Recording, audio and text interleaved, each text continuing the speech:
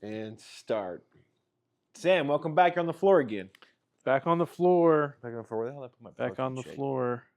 Here he is. Back on the floor with your mom. Gotti. Who's mom? Your mom. My mom? Your mom. For my mom. Well, Sam, Tyler. I got a question for you. You have a question for me? Yeah, I do, sir. What is it? Okay, so in recent years, we've seen some really good video to screen adaptations. Thinking two specifically, we talked about on the podcast: The Last of Us and League of Legends Arcane. If you could choose, and I bring this up because there's controversy online. I don't know if you've been following this because you're not on social media, but you know about The Legend of Zelda, right? I mean, as a whole. You know they're making a movie about The Legend of Zelda after the success of Mario.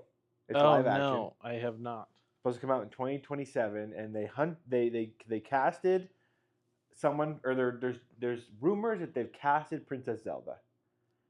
And Princess Zelda, they've casted this person named Hunter Schafer. Do you know who that is? It sounds very familiar. Okay, she's an actress.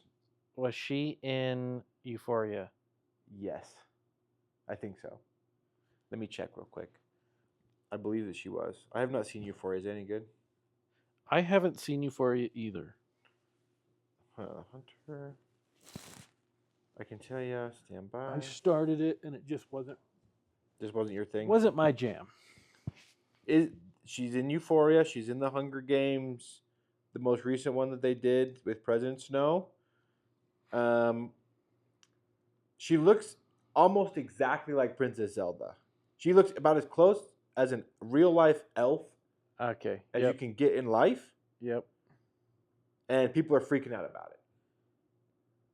That she should not be casted. You know why? Why? Because she's transgender. That's what I figured. But she looks exactly like the role. And like there's a whole bunch of discussion of like people have been crucifying Bella Ramsey because she doesn't look like Ellie. But now they're about to cast someone that looks exactly like Princess Zelda, but people are still freaking out. So it's in the news. Video Game Talk is in the news. And so my question for you, and also I bring this up too. I bring this up too because they just announced that Alex Garland and A24 are making your movie, The Elden Ring. Right. Which I haven't looked up much at all about it. Okay. Are you excited for it or no? I don't know. Interesting. Alex Garland, A24, and Elden Ring are doing it for you? That does get me excited. I thought that would be like happy birthday to Sam kind of moment. I'm chewing on it. Okay. I'm chewing on it.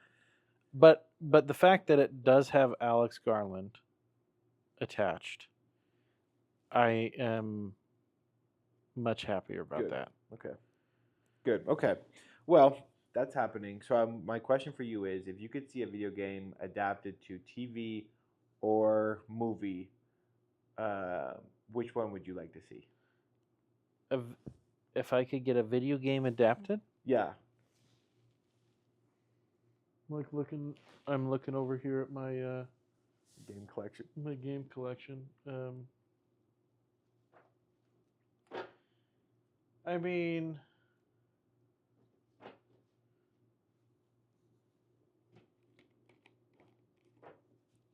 God of War would be great, but it would really depend on how it was done. Prince of Persia has always been a huge. I've loved that, and they did make one, and I actually really enjoyed it. I still think it holds up. I don't know why they didn't do another one, but I still think they did a really fantastic job actually with Prince of Persia when they did that with Jake Gyllenhaal. I would love to see Warrior Within Prince of Persia and cast Hugh Jackman as the Dark Prince. That would be awesome. Jake Gyllenhaal would also still be a good Dark Prince, I think. But video game adaptation. I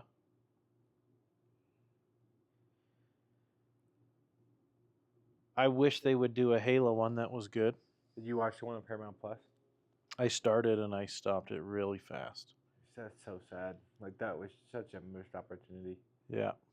And like the guy that they casted to play Master Chief, I thought was really good. And I thought he tried the best that he could, given what he was given. But Here's like my opinion on things like that, right? You have Master Chief, who never takes off his helmet. You don't see Master Chief. You never see Master Chief. Yeah. It's just the Halo way. Well, let's take his helmet off on the TV show. Episode 2. It's like, why? Why? Yeah. Because you can? But for what reason? Like, how does that fit the Halo world at all? It doesn't. Well, we're trying to recreate the Halo world. It's like, no, don't recreate it. Just make the movie adaptation of it, and do it justice. That's why I don't know if I'm going to finish The Last of Us Part 2. What? You don't know if you're going to finish it? I don't know that I'm going to finish it. Why is that? Just based on episodes 1 and 2 and some of the directions that they went with that, and then what I've heard about the further, which is very little, but just things that I've heard about the following episodes of kind of doing the same thing, I go, it was perfect. The game was perfect. It was a perfect game. So I don't want to go and taint it. Okay, I think. Okay, my opinion on that is if you don't, I think you're missing out. Because there are some changes, but the major plot points are still there. Episode 6 of season 2 is probably one of the best episodes of TV I've ever seen in my life. Just amazing. I think that it's funny because I was doing a podcast the other day that was talking about this. I think the lesson of empathy that The Last of Us 2 is like trying to teach us as humanity. It's harder to adapt as a TV show than a video game for 2 reasons. One is that there's no break in between that story. There's no 18-month break like in The Last of Us. Like when they kill Joel, you just keep on trucking. At the end of day 3 in Seattle, you just keep on trucking with the story. And But they did a break in the show. Yes, they do. Yeah. I don't like that. So maybe you wait. Maybe you wait until season 3 comes out to watch season 2 and season 3 together. But I just don't think I'll watch it moving forward at all. Really? I don't think so. Okay. Like, yeah, I mean, it was just kind of the same sentiment. Like I was just saying with the Halo, like, don't reinvent the wheel. If you're gonna make the show, make it what the show was, what the game was. All the pieces are there. Yeah. And they did a pretty great job with that in season 1. Mm-hmm. I appreciated episode 3 with Bill. Like, that was an incredible episode. But that wasn't changing the story. That wasn't changing the characters. That was just, we knew about Bill very little. And so it was like, well, let's just do an episode on them. Yeah. But this, it's like, they're changing storyline. And I don't like that. Okay. I would say yes and no. They are changing storyline, but it's still. What do you mean no? Like, they absolutely are. Like, what do you mean? Like, give me an example. So the break after Joel dies, right? Yeah. In the show, right? Yeah. The 3-month or whatever, Mm-hmm. and the hospital thing, like, that doesn't happen. So much happens and changes in that. I just don't like things like that, you know. And then also, which just creates a whole new thing for Ellie. Ellie wasn't in the hospital. Ellie didn't do counseling. Like, it's that the shit. thing really gets you, doesn't it? It's just not the game. Okay. The Last of Us is a hard story. Yeah. and they're softening the hell out of it. Huh. I think you need to watch season 2. If you want to go forward after that, then that's fine. But I don't. It's funny. I don't know if they're softening it as much as you say, but there are some changes. But also, like, even episode 2, there was a lot of changing and shifting in episode 2, and to me, it just took away the impact of Joel and his loss. They made it about the whole town and a committee. It's not a fucking committee. It is Joel and Ellie. Yeah. And that's the thing. So I liked episode 1 and 2. I didn't love them, but I'm hesitant to even move forward. Okay. That makes sense. Okay, let me give you my opinion on that. I have a whole bunch of notes on Last of Us Part 2 that I will save in case you ever decide to watch it. That will keep fresh. Okay. But I think I want on record that I think The Last of Us season 2 is the best TV show I've seen this year, except for Andor. Oh yeah, I haven't even done. Andor was amazing. I think, and I'm gonna stick to that.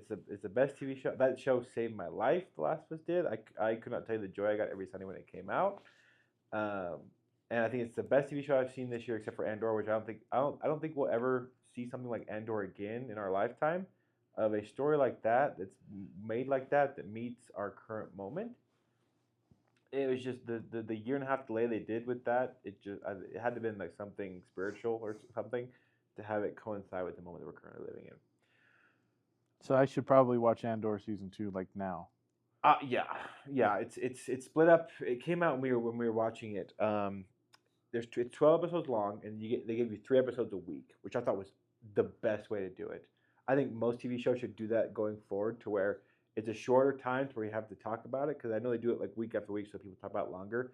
But getting 3 hours of Andor every week to consume while getting ready for the next movie was great. 4 different storylines, 3 episodes a week, and just it's so well done, so well acted.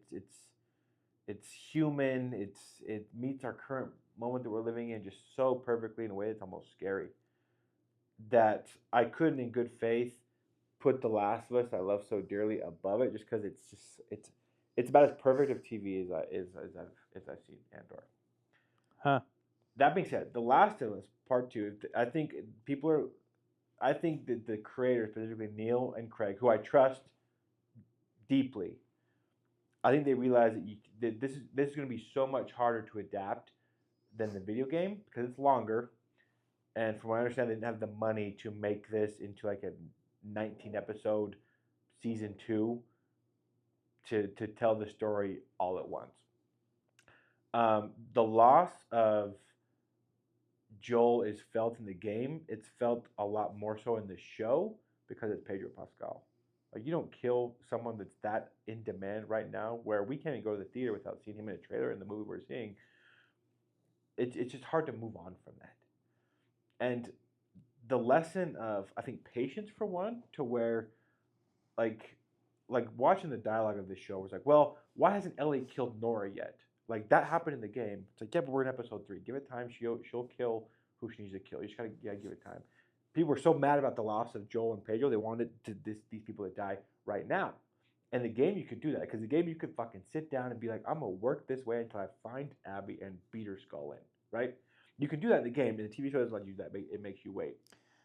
Well, and that's not necessarily true, because you can't just kill Abby right away. No, but you can sit down and play through to where you have the control in your hands on how to get there. The show takes that away from you. I got you. To where you have to wait. Does that make sense? Yeah. Other thing is, I think the lesson of empathy or forgiveness, or the whole lesson they teach you with The Last of Us 2, it's harder to watch on screen than it is to play in a video game. Because I hated Abby. Like, when Abby did the thing to Joel. But when you play as her and you're trying to survive as her for 20 hours, I think you get a little bit more empathy on where she's coming from. But it's because you're almost like a part of her in that moment to where you have to play as the adventure that plays out with her. And they get in the TV show, like we haven't seen Abby's story yet because that's what season 3 is, and Caitlin Deaver is the lead in season 3. But there's still like that separation to where TV and video game, there's almost like a more intimate space in a video game because you are that character essentially, and in TV, I don't know if you can get that level of intimacy like you can in a video game. Yeah, I mean, there's definitely, I think, different factors that go in and play that, and time is just a thing in general that when you invest more time into something, you have more attachment to it. So, you know, the game being, I mean, I only played through it once, and I think it took me 36, 37 hours. But I played through the first one like 3 times, and that's like a 9-hour thing every time. So, I mean, certainly the time that I spent there was a lot compared to the time spent just, on a show, for sure. So I think there is different attachment levels that happen. But I don't know. I still don't know. All right, we'll think about it. Stew on it. We have time.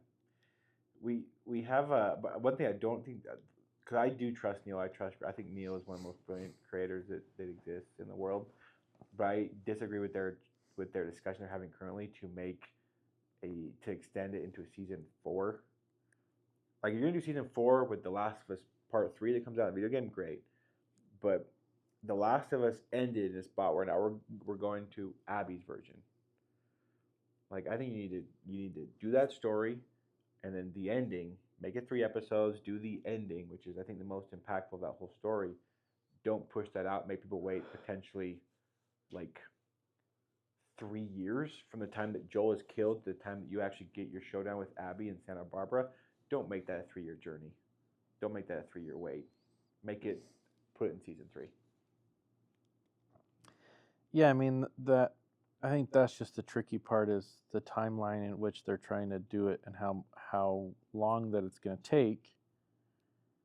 But I mean, the viewership dropped after season 2, very similar to the play rate finish of the game. Yep.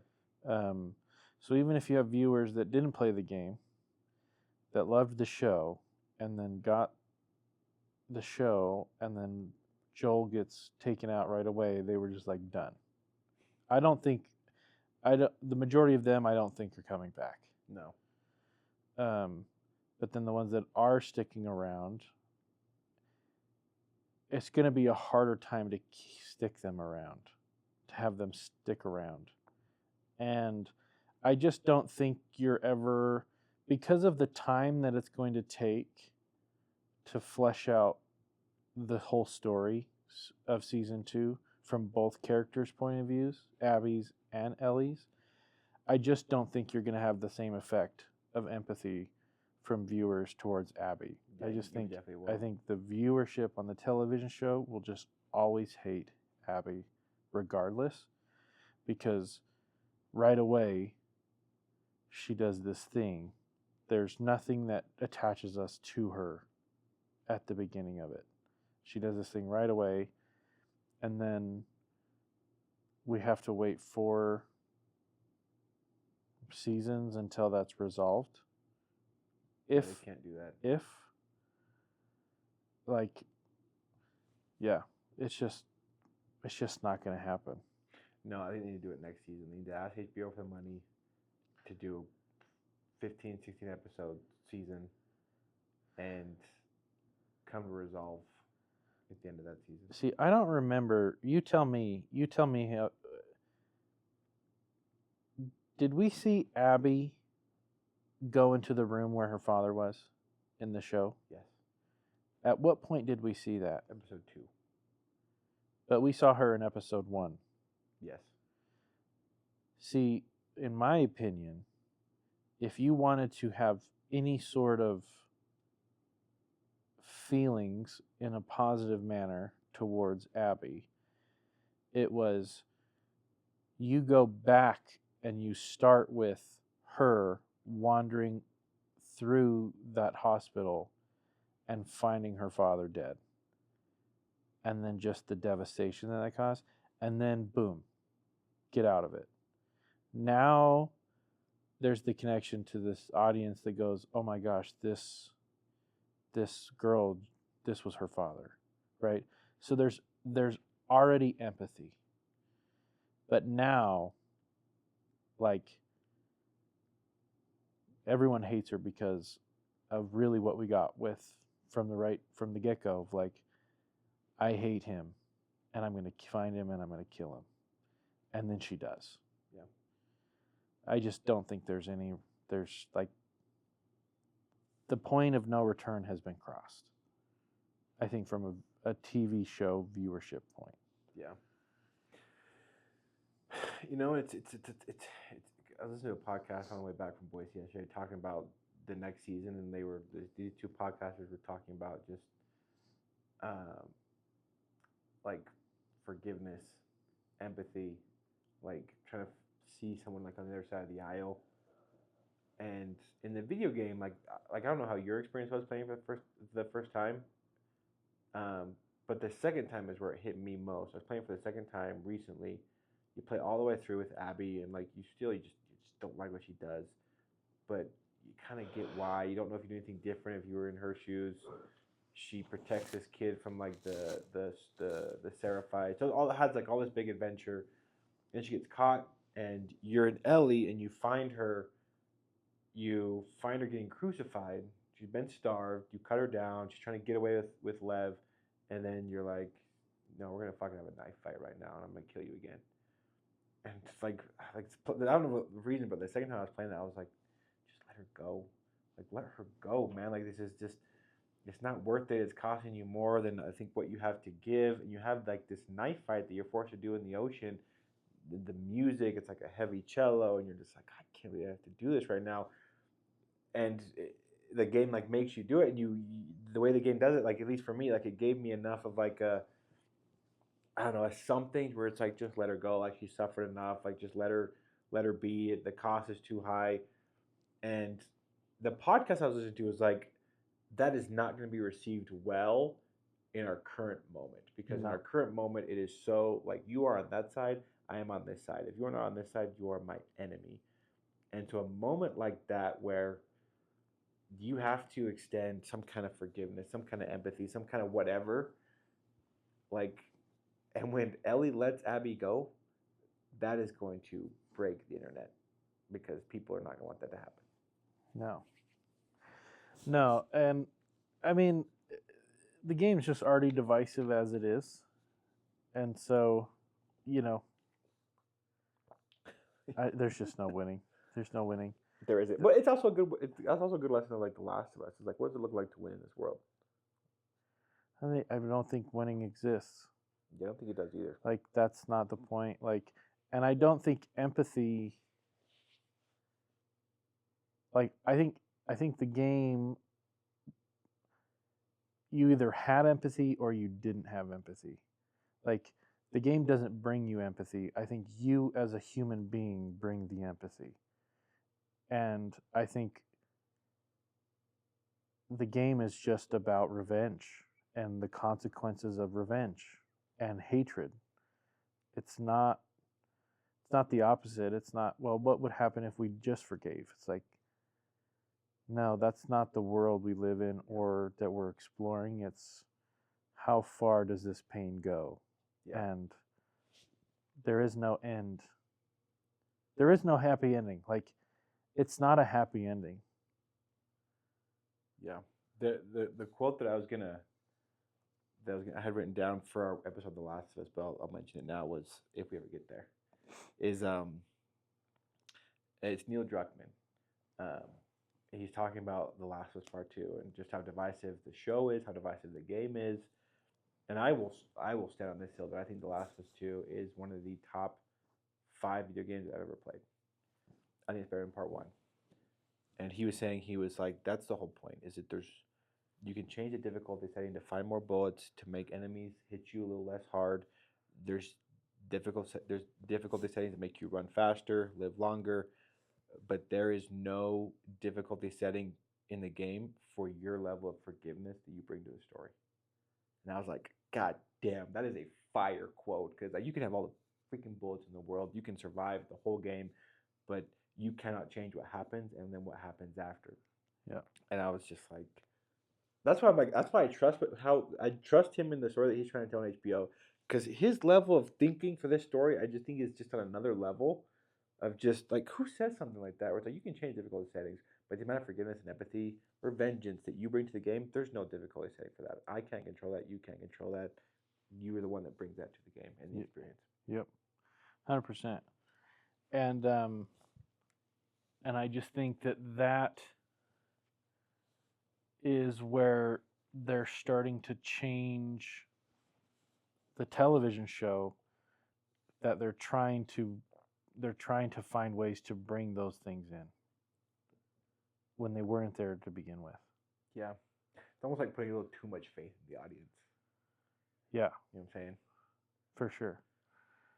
So anyways.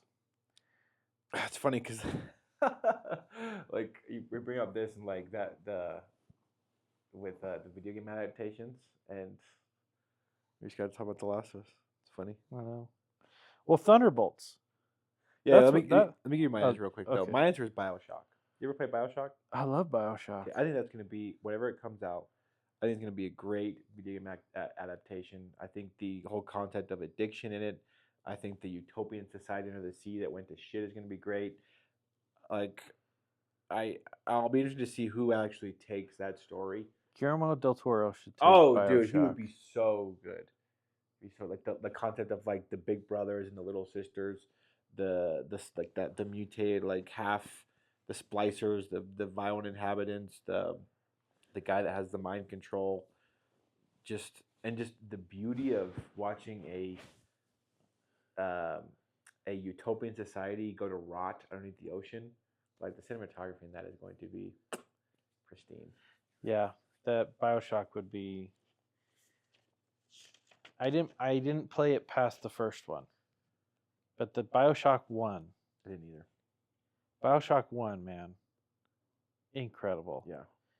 Guillermo del Toro, wherever you are, whatever you're doing, please take this on with Dan Louston. Who's he? He's the cinematographer. Okay.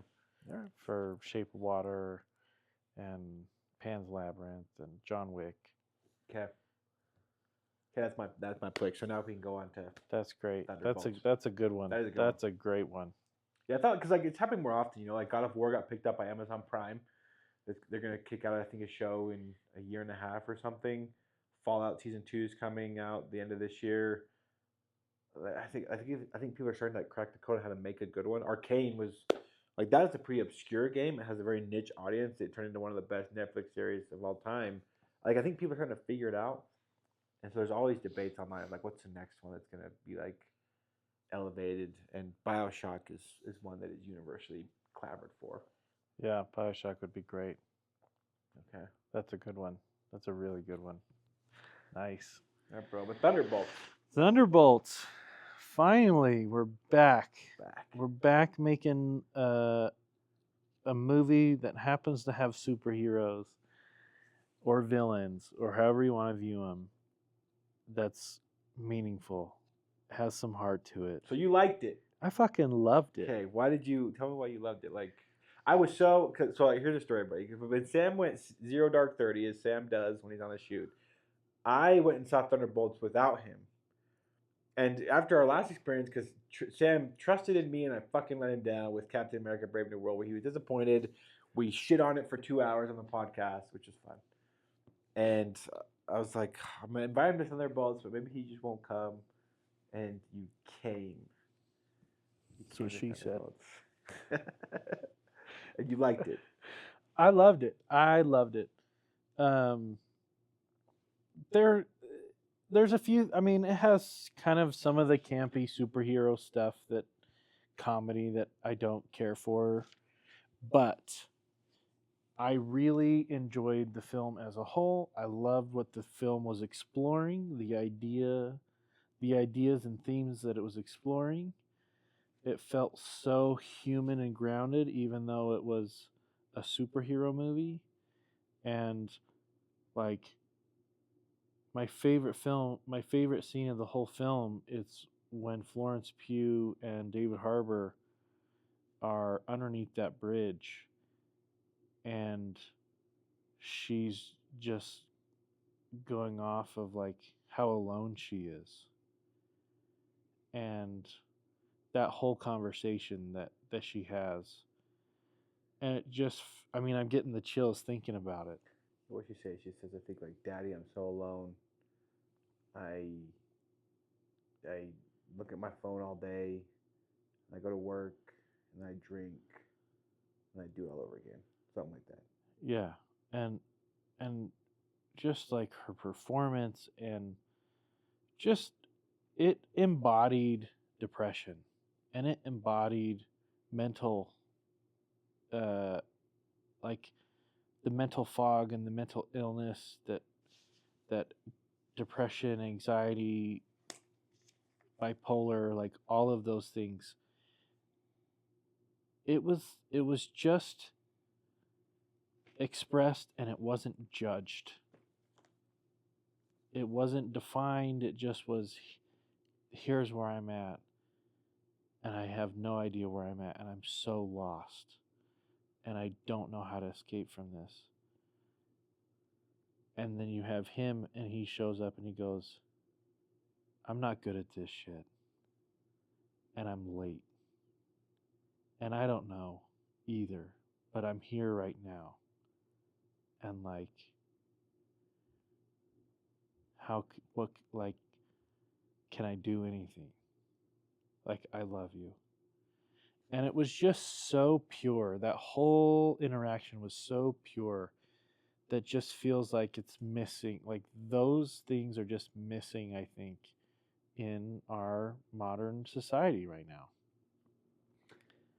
Yeah, I listened to an interview with these people. They were talking about that conversation specifically, and um, I think the director of the film, which I can't remember his name off the top of my head, but he was like, um, that conversation can be interpreted in two ways: between a daughter and her father, or between a normal human being and God.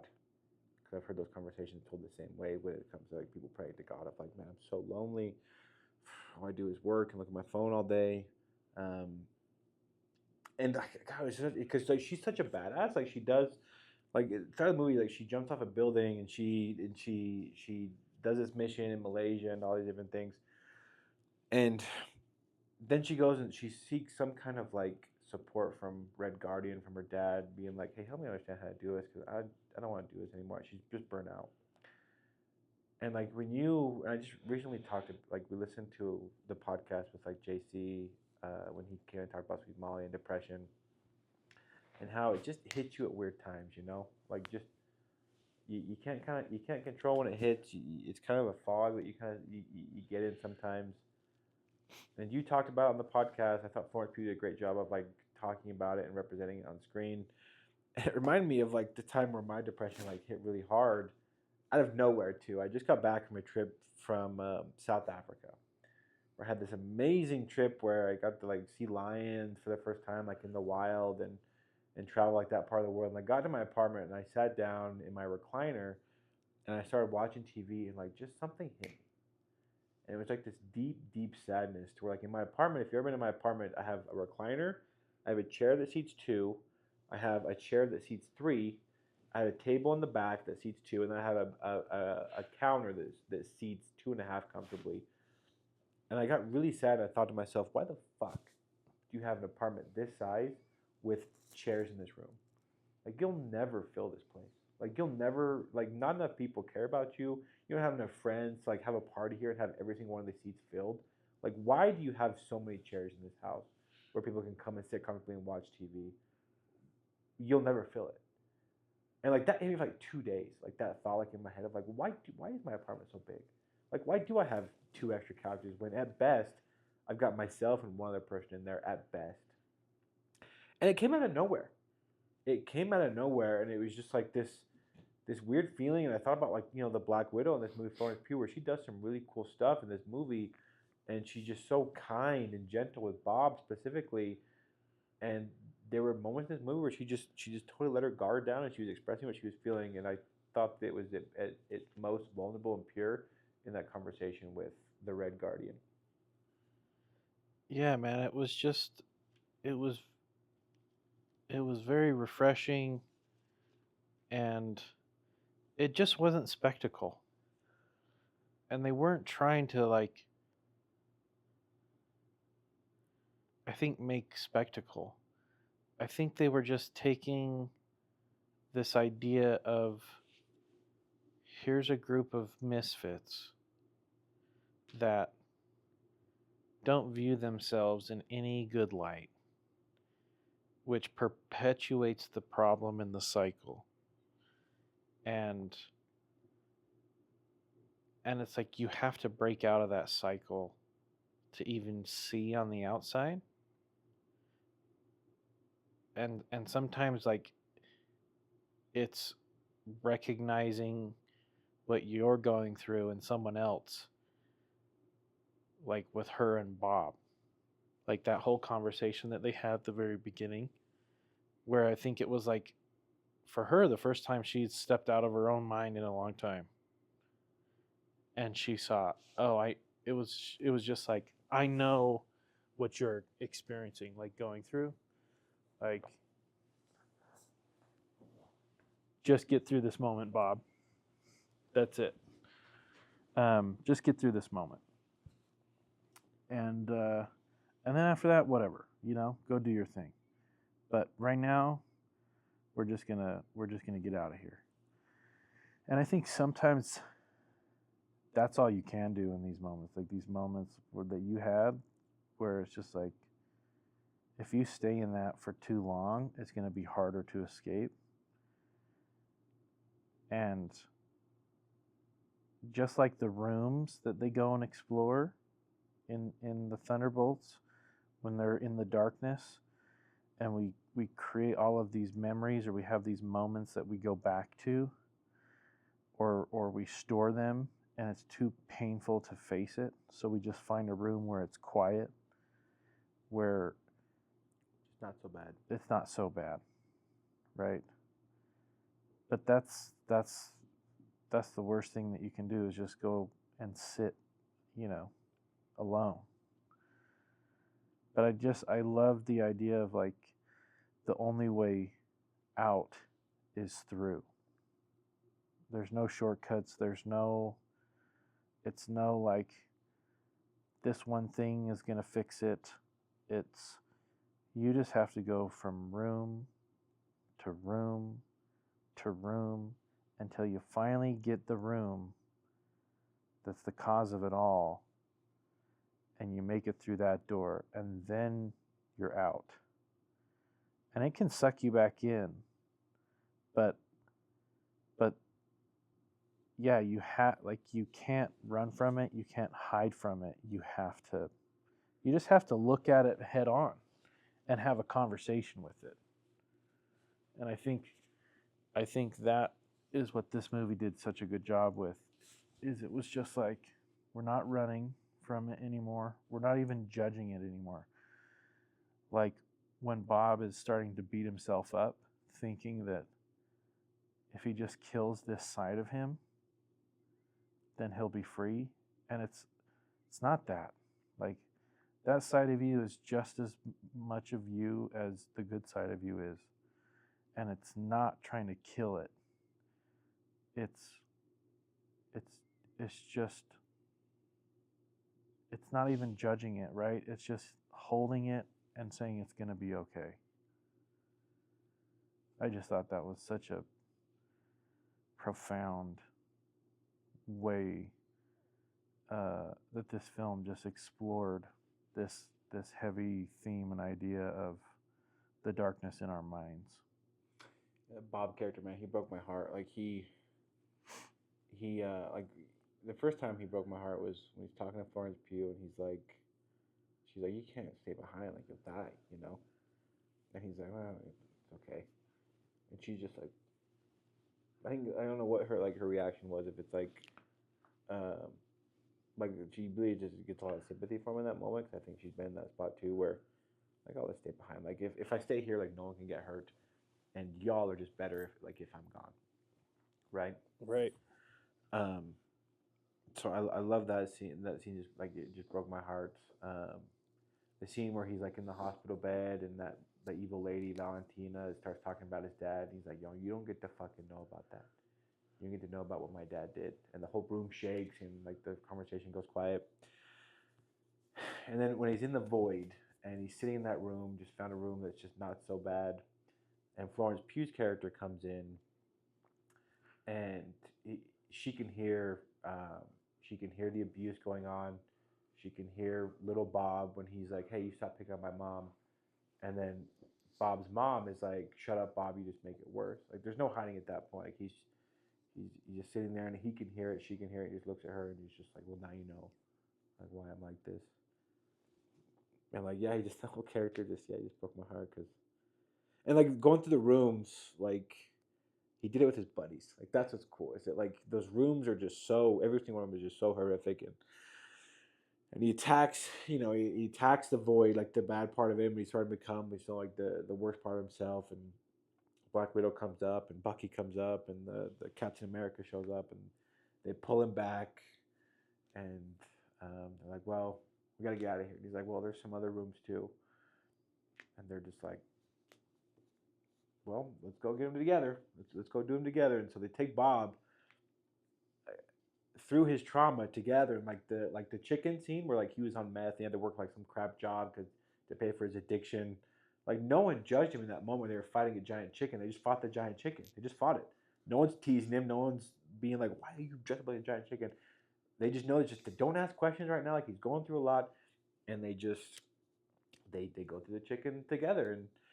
And I thought the whole scene was just done so well because you talk about like the spectacle of like you just compare like Captain America, Brave New World, like the spectacle of like a space battle, and then fighting the Hulk, right? What's scarier, fighting the Hulk or fighting the worst part of yourself and showing the worst part of yourself to the people that care most about you? For me, option two is way scarier. Yeah. Way scarier.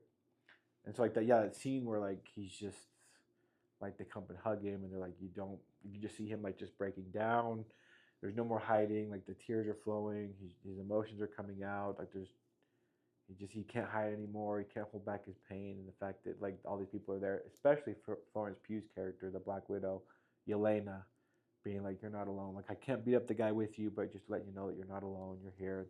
And together, just pulling back. Because I've been in that situation this year specifically, got more times than I can count. Of like his whole character, is just great.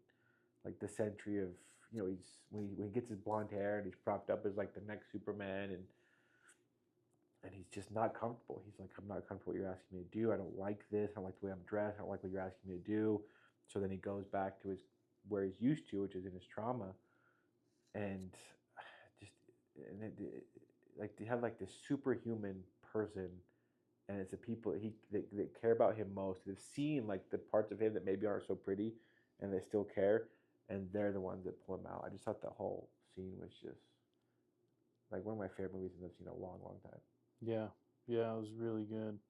And I think another thing that I also really loved and appreciated about this is like we spent a lot of time in Bob's head in that world, but we got glimpses of everyone else's of everyone else's room, like at least one room in their mind of a time that they don't want to relive, but it's constantly reliving in that moment in time for forever until they go back and they address it.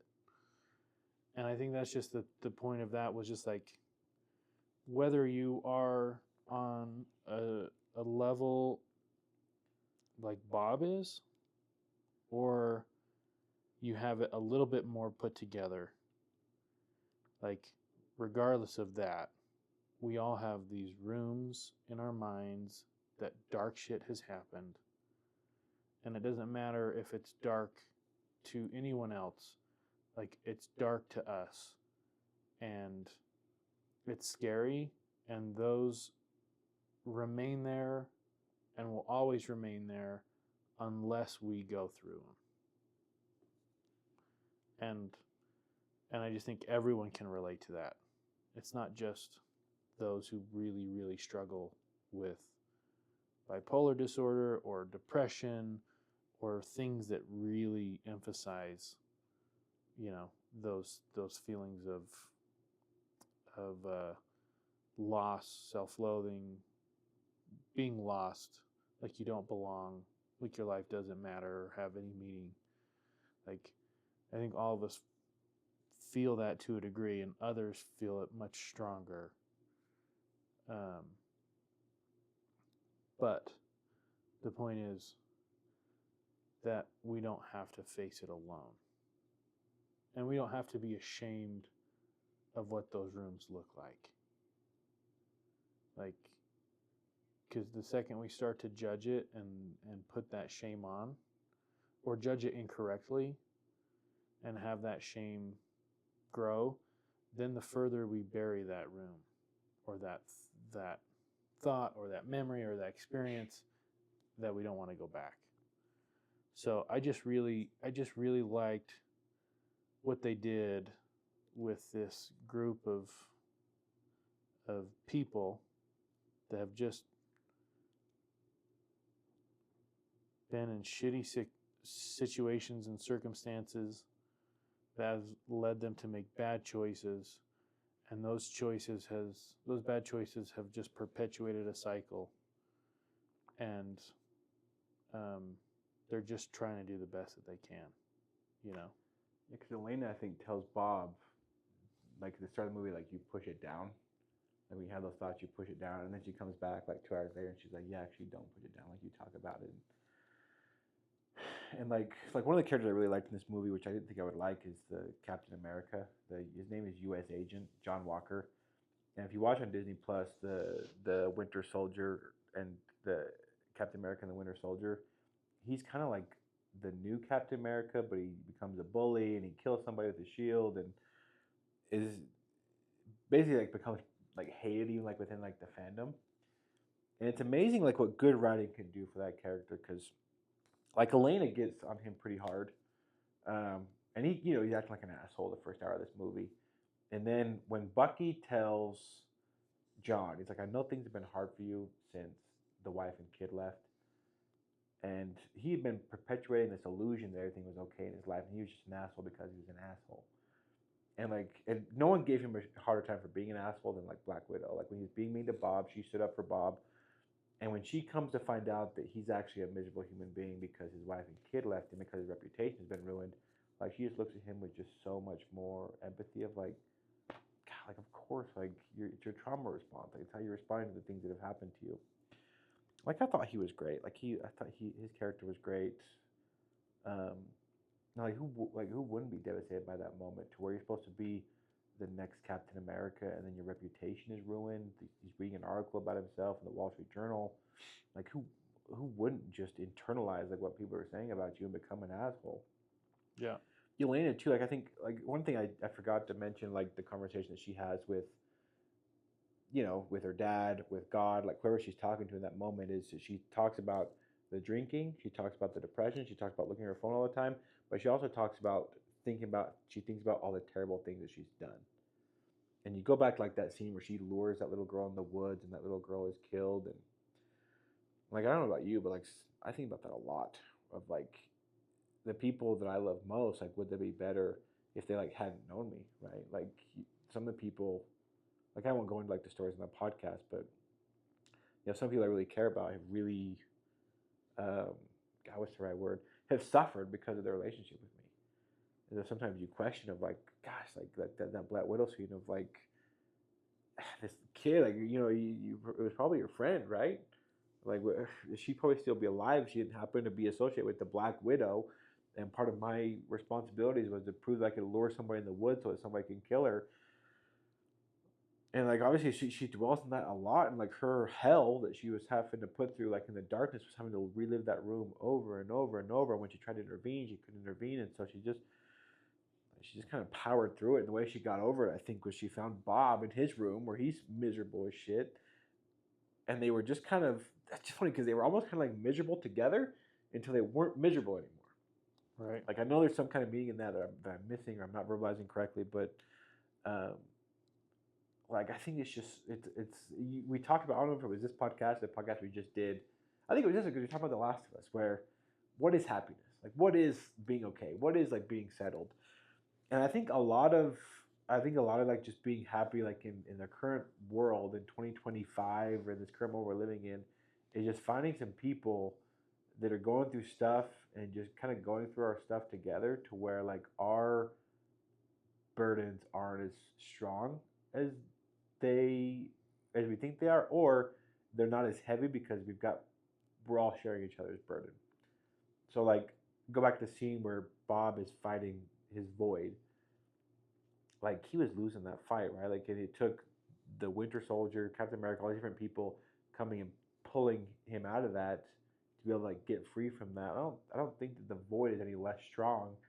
It's just now that there's 5 or 6 people helping Bob carry that load that he's got, and I think it's just a great lesson for all of us like living and surviving in 2025 is you find people that can just that know your stuff, that maybe don't understand your stuff completely because they've never gone through it, they're going through different stuff, but love you despite of your stuff and can help fight your void or carry your void together. Yeah. And I think don't like look at it and hate that version of yourself or hate that time of yourself and just constantly beat it into the ground because that's just you. But just like go back to that moment in time because it's past and you've moved on, and just wrap your arms around that version of yourself and just hold on and say, you're going to be okay. Yeah.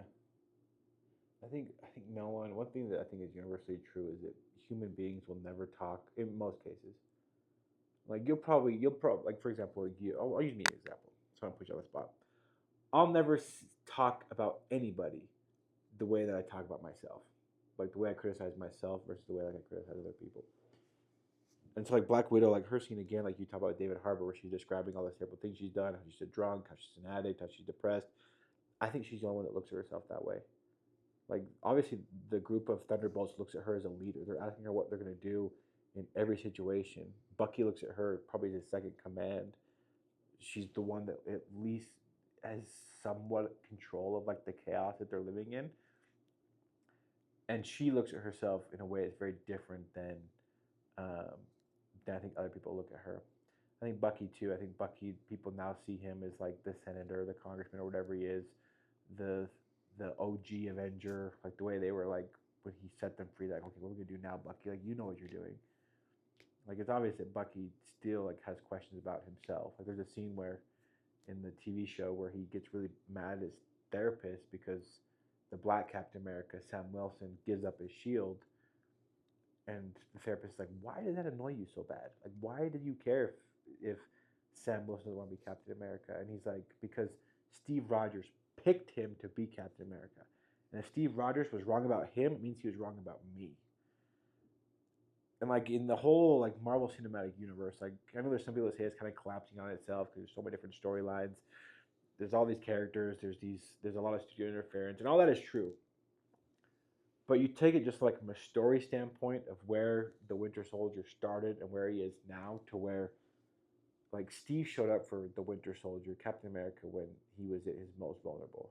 And be like, you're not this brainwashed assassin murderer. Like, you're my best friend. And you gave me a place to live in the 40s when my parents died. And to see him like 20 years later, however long it's been, like doing the same thing, being like, you're not an assassin. You're not a washed up Captain America. You're not a depressed meth addict. Like you guys can actually do some good. To see him kind of be in that role as like a leader, like man, Captain America, like in heaven, has to be so proud of him. Yeah, for real. Yeah, man. If we just saw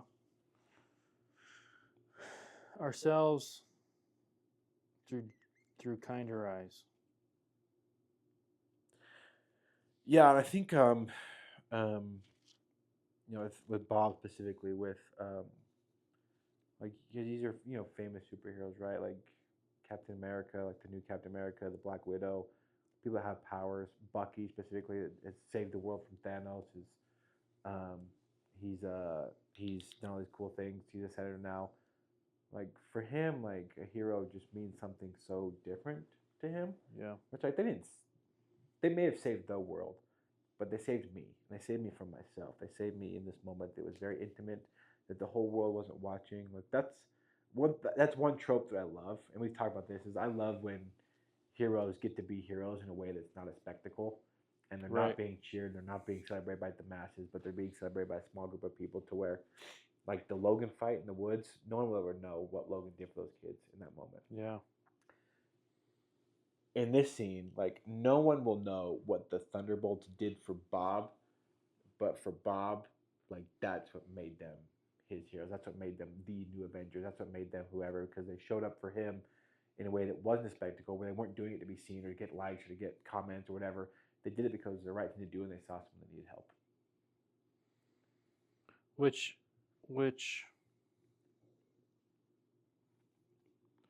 is like easy and hard at the same time.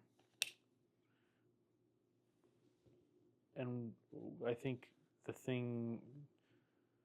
just think we get in our own way, And it's just the moments like,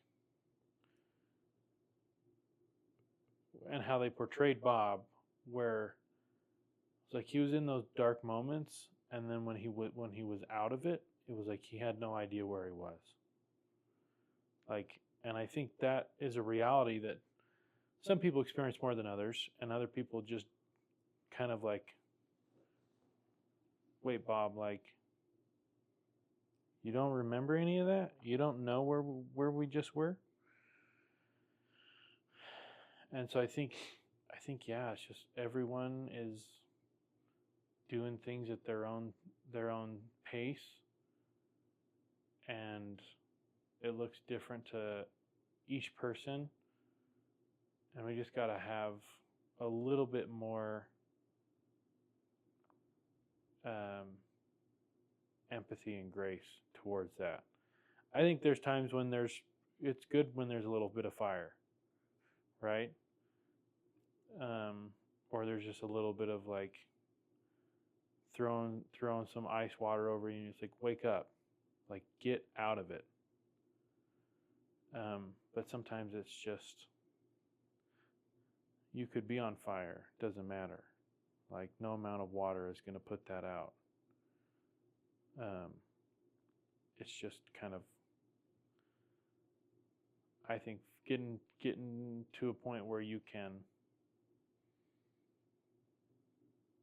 view yourself in a healthy way that like makes the difference. Yeah. Because in the end, right, people go away. Those Thunderbolts they won't be together for forever. But hopefully Bob will remember and create new rooms that are a lot more kind and filled with memories of good times and good things that he can hold on to. I think sometimes we just focus so much on the negative that we don't fill our banks with positive. Yeah. I know oftentimes when I go back to a memory that I feel so embarrassed by, or something stupid I did or something, I have to say out loud. I have to speak the words out loud, like, oh, that's not a thing anymore. That happened a long time ago. And I didn't know much back then. So yeah, moving on. Forgiving myself and moving on. I think one character I haven't touched on as much. We talked a lot about Bob, Yelena, but David Harbour's character I thought was awesome because he's fighting a battle that only he's seeing. Where you see him in an apartment, he's watching like old videos of himself, just being like, man, look at what great shape I was in. Look at what a hero I was. Yeah. and he wants kind of so bad to like go back to that. And like I see that in different kinds of life, the different moments in life. The one I'm thinking about right now is like a high school football player that maybe graduated like 2 or 3 years ago, and his small town has moved on, but he's still watching like the old highlights and being like, man, I was a baller back in the day. And now I work construction and no one sees me and no one celebrates me, and like he's but no one sees it. He turns it off when Yelena shows up, and he lies. He's like, I'm doing great, just so fulfilled and all these different things, and he kind of masks his own thing with humor, where like he's funny, and he's a hype man for the other Thunderbolts, where he's like, you're the fucking Winter Soldier, man, like you're the Black Widow, just always hyping him up, and I think he masks his stuff with humor. Which, I see people do that all the time. I do that. Like when I'm sad, I'll make a cheap joke just so that people like dwell on like the horrible shit that I just said. I do that all the time. They're like, "Well, this is really bad. It's horrific and hellish, but here's a funny joke for you, so you can get out of that moment." And I love because how he found his purpose again is not by being celebrated by like the Russian army or the Russian people. It's like he showed up for people at specific times. And, like first off, his daughter. Like he was there for his daughter, being like, God, dude, I don't know what I'm doing, but I know I care about you. I'm here. I'm not going anywhere. I'm sorry I'm late. Let's go figure this out together. He's there for Bucky, hyping Bucky up, and Bucky has doubts. He goes and just how he becomes a hero is he picks up the Thunderbolts when they have nowhere else to go and they're stranded in the Utah desert. And he's there at the very end too. Like he's hugging on Bob, he's pulling on Bob. And even like the post credit scene, like it's a long post credit scene, like setting it up for the next movie. But he shows up in his outfit and he's like, yeah, we didn't get the copyright, but look at my new outfit. It just breaks attention to where people are like, yeah, like man, we live in a shitty world. We're all going through shitty things, but you are one funny bastard, and I like having you around because you bring at least some kind of like humor to the situation. Yeah. And all of them deal with it their own way. All of them have their different stuff going on. All of them deal with it their own way. And he kind of masks it with humor. And his humor that he injects, and like not all of his jokes hit. Like he's kind of like the comedic relief in the whole movie. And not all of his jokes hit, but the majority of them I feel like did do a pretty good job of just releasing the tension of like the stuff that they were going through. And I think it was really relatable to the real world too, where if there's a situation where I've said something that is just really dark and I need to like kind of relieve some pressure, I'll always do it with some kind of cheap ass joke. Sometimes it's funny, sometimes it's not, but that's just the way I cope. And I think that's a good thing. And as long as it doesn't become like a band-aid instead of antiseptic. Right?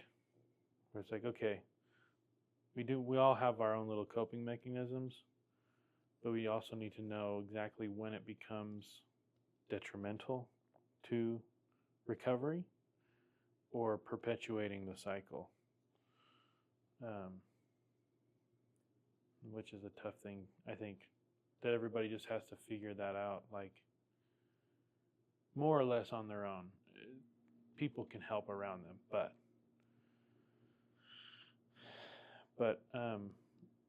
sometimes we just need to realize, why am I doing this thing?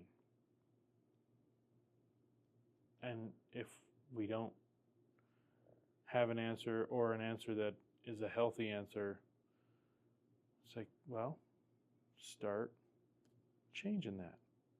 Like, even if it's just a little bit at a time, just begin a new cycle. Because I don't think you can replace an old cycle without putting something new in its place. So, yeah, I was a big fan. I think people should definitely see it. Definitely see it. I really hope it's like a new thing for Marvel. It's like a new thing where they actually have something to say. They do it in a creative way. They hire a good director. It's good writing. There's little to less studio interference. Because like just the comparison between Captain America and Thunderbolts, like I can't believe they came from the same studio. It makes me really sad that Captain America made money and Thunderbolts lost money. I'm like, if you guys, like you said, if you want Marvel to make good shit again, you said this on the podcast when we did Captain America, stop rewarding them for bad behavior and reward them for good behavior. Marvel behaved very bad with Captain America. Don't go see it. Make that thing lose money. Thunderbolts, that thing should have doubled its money because they did a good job. They did it right. They made a decent film. with good actors and a good story and something to say, to reward them. Stream it, do something, because and I really hope it's a new beginning from Marvel where it's like, we've heard your complaints, we're getting back to our roots of telling good stories that actually say something meaningful with people you care about and people that are flawed. Here's Fantastic Four. We'll see how it goes. Yeah, we'll see. I still haven't decided if I want to see it or not. Maybe let me know. But Superman, you're sold on now. I'm still thinking about it. Okay, I saw a really good analysis of Superman the other day where they think the guy that gave me the review, he was like, I think Superman is going to be one of the most talked about movies of the year, not because of it's the beginning of the new DC, but because it is an alien, an illegal alien, who is doing good in the United States, in the world, and people do not like him, and we can't figure out why. I'm like, if anyone can tell that, I don't know if that's what the movie's going to be about, but if that is the story that James Gunn is going to say with Superman, and he's going to say it in the James Gunn way, I think it's going to be really good, and I hope it is. Yeah. I got faith in James. Fingers crossed. Okay. What's the next movie we're seeing, Sam? 28 Days Later? Probably 28 days later. 28 years later. 28 years later. We got free movie tickets because when we went to Top Ballerina, the speakers were blown out. Yeah. Megaplex, get your shit together. Yeah. And thanks for rewarding our bringing it to your attention. Yes. So hopefully those tickets will go to a theater that is working. Yes. But, oh yeah, 8/24 is not 28, so. Yeah, no, we're good. So we're good. Yeah. Good. So. Cool, man. Well, all right, anything bro. else to say? No, I'm starting to feel antsy in my legs. So I'm not laying anymore. I'm standing. And hungry in your belly? Hungry, but I just got this numbness in my whatever. I just need to get moving. Cool. So. All right, man. Take us home. Yeah, dude. Well, be sure to tell someone that you love them. But most importantly, like, that could be you in a dark room in your own mind. So just wrap yourself around yourself and let you know that you love yourself. Perfect. Boom. Good podcast, man. Boom. Boom.